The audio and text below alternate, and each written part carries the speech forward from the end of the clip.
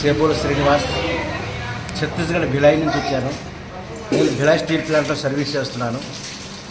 మా ముగ్గురు అన్నదమ్ములు, మా బియ్యంకుడి గారు, పేపరాల్ గారు, మా అల్లుడు కోడలు, అల్లుడు కూతురు, మా మేనగోడలు, మేనల్లుడు, మా అన్నయ్య అందరూ కలిసి 26 మంది చిన్నపిల్లలతో సైతంగా ఇక్కడికి వచ్చాం.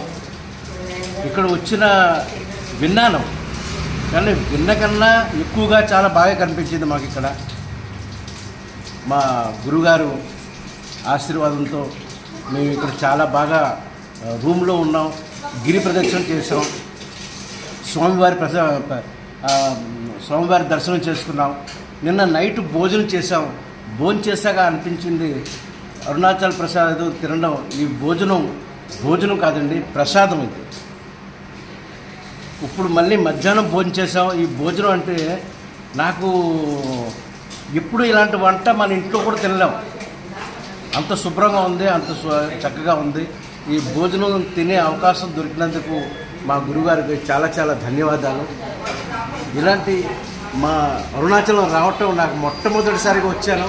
నేను అనుకోలేదు కూడాను ఇంత బాగా ఉంటుంది అనుకుని, కానీ ఈ 3 నెలలు బట్టి నా కల సార్, నేను అరుణాచలం రావాలి. యూట్యూబ్లో సెర్చ్ చేస్తూ నేను అరుణాచలం గిరి ప్రదక్షిణ చేయాలి, నేను ఎప్పుడు వస్తానా అనుకునేవాడిని. కానీ నాకు ఈరోజు ఈ అవకాశం దొరికింది. గురుగారు మీ దయ వల్ల ఇక్కడ రావటం మా జీవనం ధన్యమైంది. మిమ్మల్ని చూసి మా జీవనం తరించింది సార్. చాలా చాలా ధన్యవాదాలు.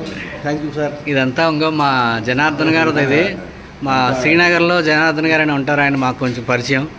అలాగే ఆయన నమ్మకంతో మీ అందరినీ చెప్పడం, మీ అందరూ రావడం, అది ముఖ్యంగా అరుణాచలేశ్వరుడు అనుగ్రహం మీ అందరిపైన ఉన్నది కనుక వచ్చారు.